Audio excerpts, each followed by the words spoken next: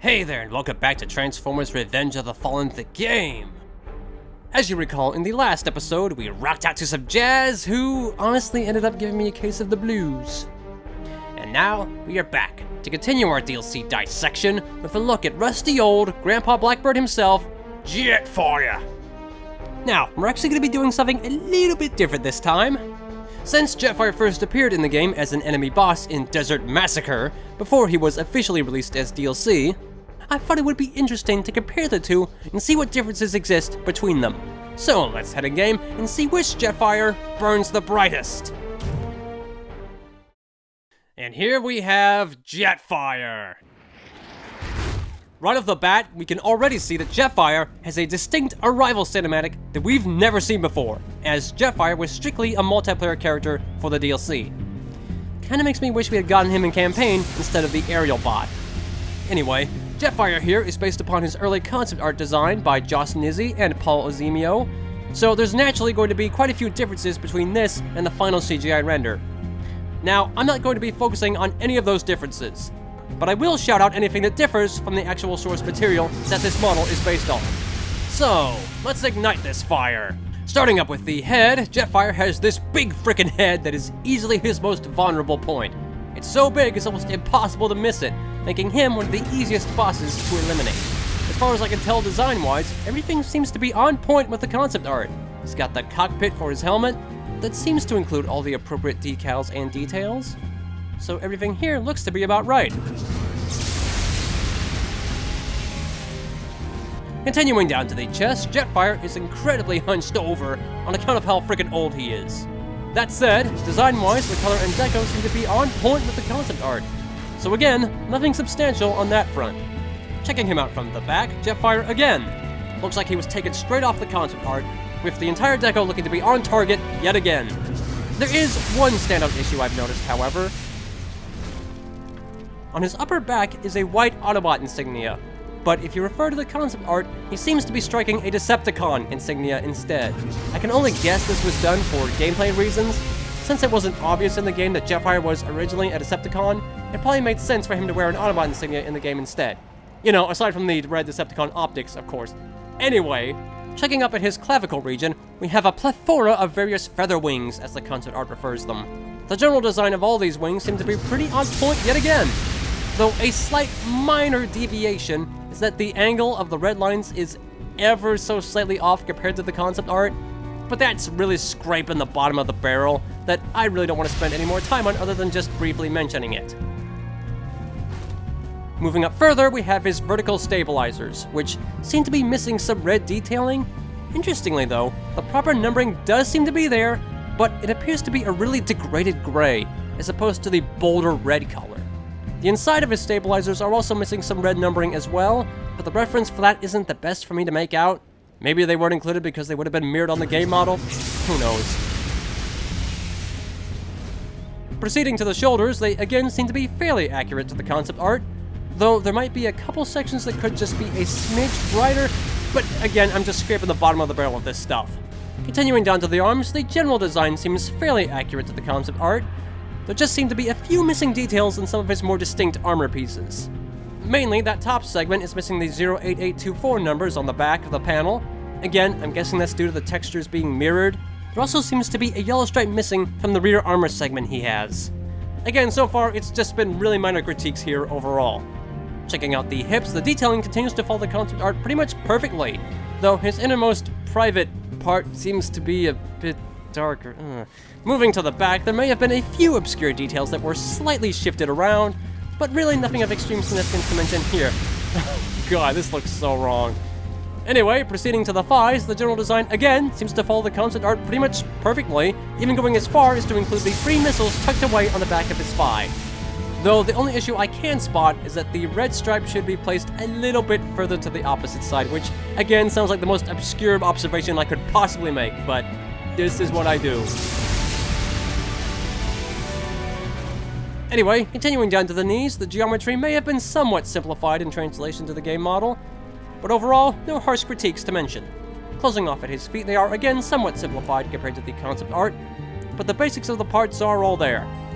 Though the top of the foot seems to be lacking a small yellow decal. It just sounds like I'm pulling stuff out of a scrap pile. This isn't what I do. This is what you came here for, isn't it? So, all in all, Jetfire seems to have been translated pretty darn well. Give or take a few really minor quirks. Well, that's the visual analysis. Let's talk gameplay. It is time! At last! Starting with the health, Boss Jetfire has a whopping 2400 HP compared to the measly 300 of DLC Jetfire, which is understandable as he would be ridiculously OP in multiplayer otherwise. When it comes to movements, Jetfire could do all that a standard character can. He can walk,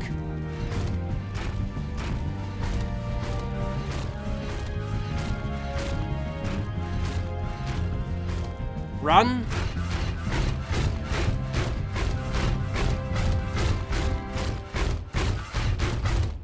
jump, jump slam, which does 45 damage, and climb, which shows you just how freaking big this dude actually is.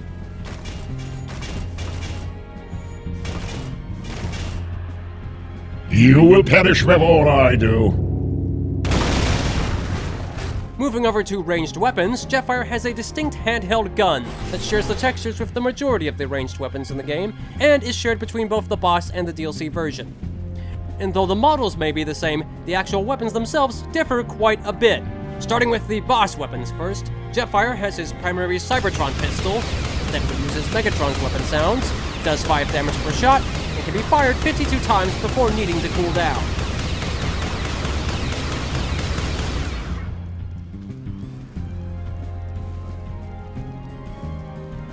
Additionally, Jetfire has his secondary Energon cannon that does 31 damage per hit, while also stunning its target. It can be fired 16 times, and is ultimately capable of stun-locking an enemy until they are dead.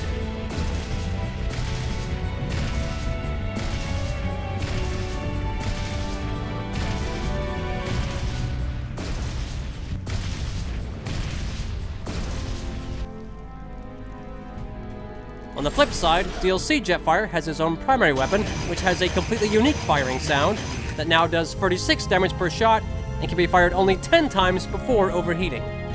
For the secondary weapon, DLC Jetfire fires a single shot, sharing Grindor's secondary blast sound effect that again stuns its enemy, does 40 damage per hit, and actually never overheats.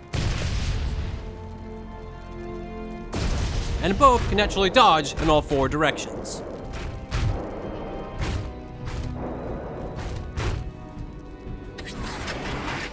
Continuing on to melee, both the boss and DLC Jetfire share the same damage values. The first hit does 40 damage, the second also does 40, and the final does 45, resulting in a total maximum damage of 125, all the while he's creaking so much it sounds like his parts are just gonna come flying off him. Additionally, Jetfire has a charged melee attack, where he pounce swipes his hands at his enemy, doing 75 damage upon contact, and this damage is again shared between both versions. When it comes to special abilities, Boss Jetfire deploys a cluster bomb that deploys a circle of 8 bombs around him that do 20 damage per hit and can be used in either robot or vehicle mode. Compare that to DLC Jetfire, who has the radar scanner ability, which reveals enemy locations to ally radars, making Jetfire more of an aid to multiplayer, I suppose. Well, that's all I've got for Jetfire's robot mode. Let's ignite the fire and burn into vehicle mode. Jetfire, transform!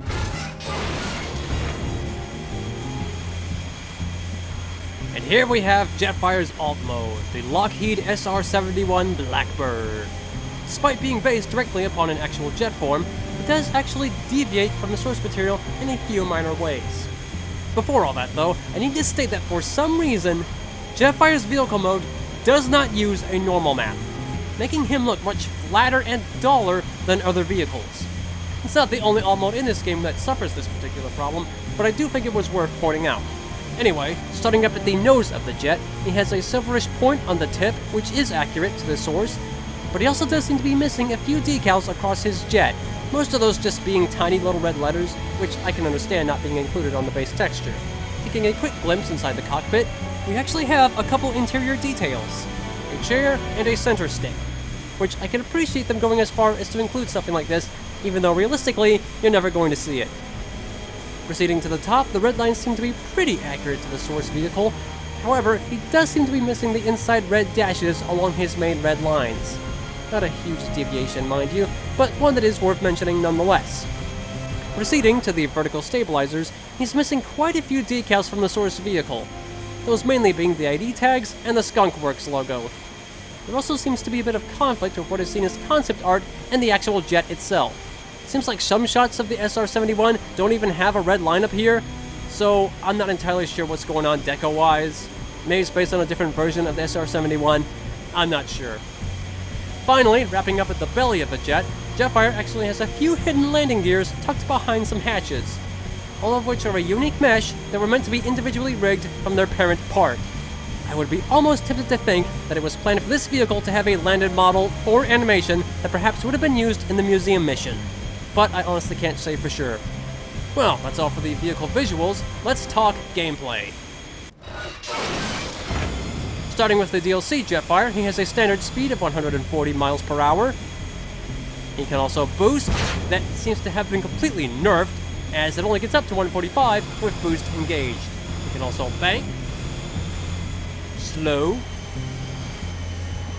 and for his vehicle weapon, he can drop 8 carpet bombs beneath him that do 30 damage each. Comparing that to the boss vehicle, things are a little different.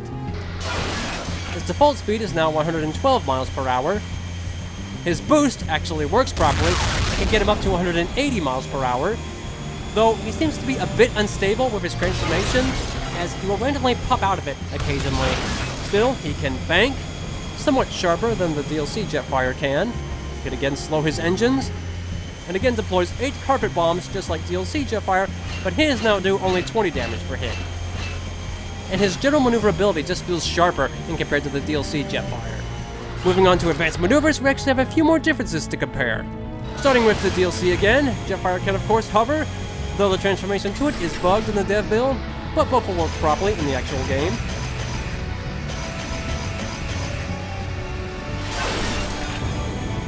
He can perform the advanced melee attack, which does 100 damage.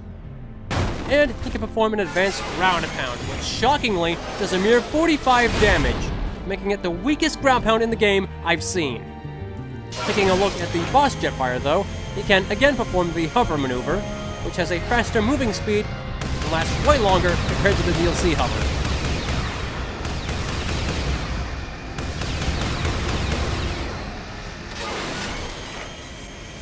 The advanced melee attack, which is much faster and a bit jankier compared to the smooth version from the DLC. And finally, he can perform the advanced ground pound, that actually does the full 100 damage compared to the measly 45 from the DLC Jetfire. And that is the gist on Jetfire. Now that we've shown him off, it's only fitting that we take him into action and enforce his eternal glory on some Decepticons. Time to bring the pain. We shall be victorious.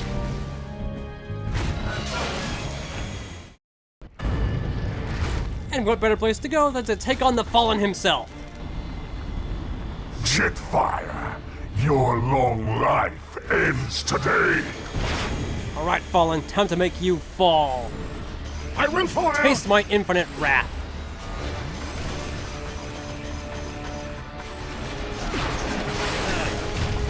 Ow! Alright, I'm coming for you, bot. Yep. Stay still. I'm gonna make you fall. Stun him. Missed. Ooh. Oh, can't touch me. Can't touch me. Ow! Help, I'm under attack. Oh. These old parts ain't up for this. No. Go on, coward. Such a pity thing. Okay, not a great start. My weapons are doing a lot, and I'm getting damaged pretty quickly. Alright, well, let's keep this going. Oh no, a scout weakened me? It's sad. Evil begets evil. Get me some overdrive. Bomb him. Skill shot. Who dares hurt me?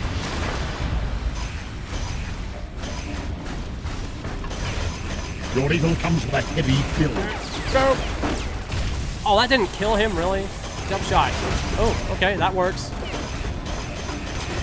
Kaboosh! I think that attack would do way more damage than that. Oh, that didn't kill him. Get charged. What? No! Oh! What's become of the world? Oh, the big boys. Alright. Ah. Stun and gun. Oh, bangy. Yeah. I'm freaking. Well, this dude sounds like he's gonna fall apart. Stun him. And charge it. Alright, who's next? Decepticon engaged? Oh, wrong weapon. Boom, boom, boom, boom, boom. How did... Fine. Stun him. Hurt. Really? How did you miss that? How did you miss his head too?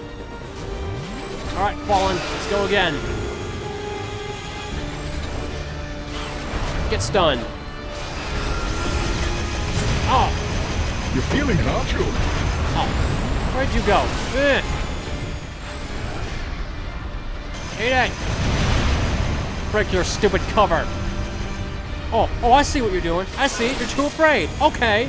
Okay, we can dance. Where are you?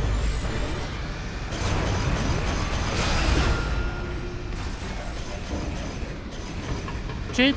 Didn't know the Decepticon leader was cheap. Oh, back down again. All right. Okay. Evil shall never triumph over good. Ugh. Stop it. Giant. When did he start using this attack so much? Where are you? I hear you. Dang it. Jetfire. Stun this clown.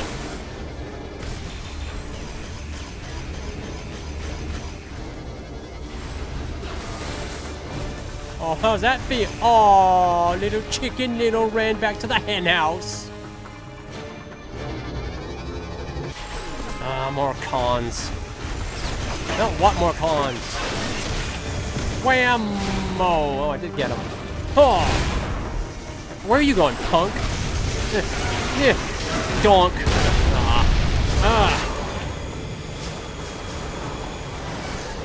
Wait, is he still here? I thought he retreated. Gotta heal up. There's cons everywhere.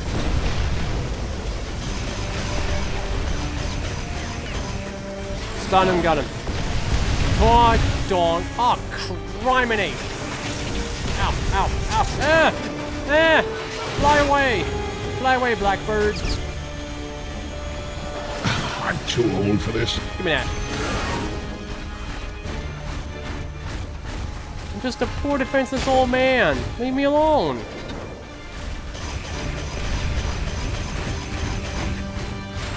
Stun. I could do just a little bit more damage, you'd think. Ooh. You can.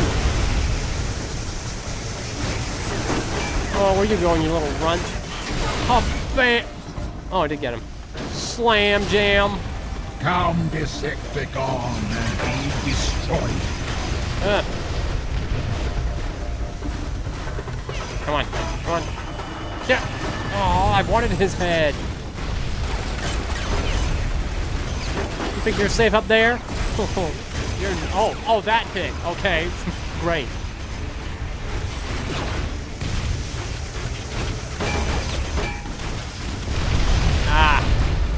Darn thing is not good at headshots. Oh, bam! Ooh, we got iced. All right, Clowny Brown. Let this be our final battle. Oh, I don't think so. We ain't done yet. Where'd you go? Your act has brought this fate down upon you. Whoosh. Bombs away.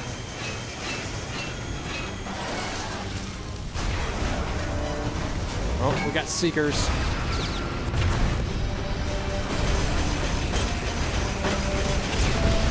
Ah. They're everywhere. Whoosh. Ow. Oh. Ah. Fly away, fly away, fly away. I'm seeing red. I'm coming, Elizabeth. Ow, hey. I'm old. Respect your senior citizens, junkie. You know what? I've had enough of this. This guy's gonna die. Oh.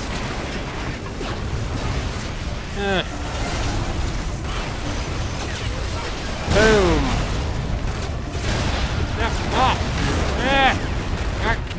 Ow. Yeah, they're hurting me. Make them stop. Okay, you're going down. What did you say? I probably missed it. But it's Grim Reaper time, Sonny. Oh, crap. The cell frame can't take much more of this. Oh, God. Oh, that hurt. I can't die now. Too old for that. You'll all perish in flames.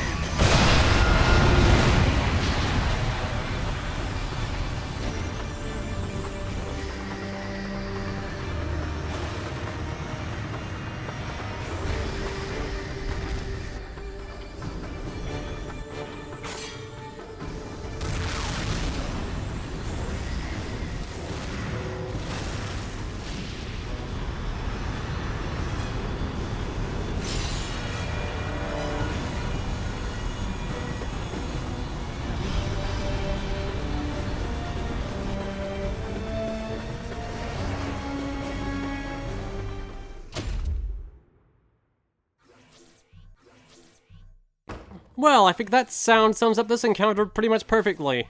Dude's too weak and too frail to offer any significant combat value.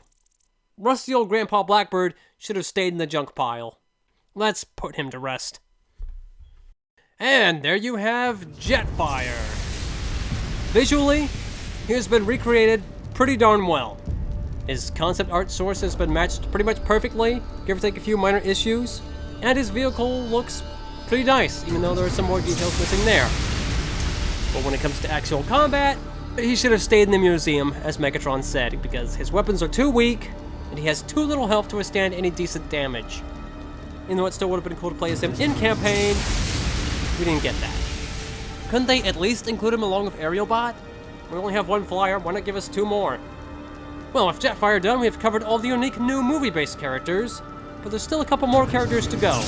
Next episode, we'll take a look at one of the bonus skins we have for one of the main campaign characters. One that's easily one of my favorite in the game. We'll check that out next time. Till then, I'll let Jetfire sign us off here. I will destroy you all! I'm too old for this.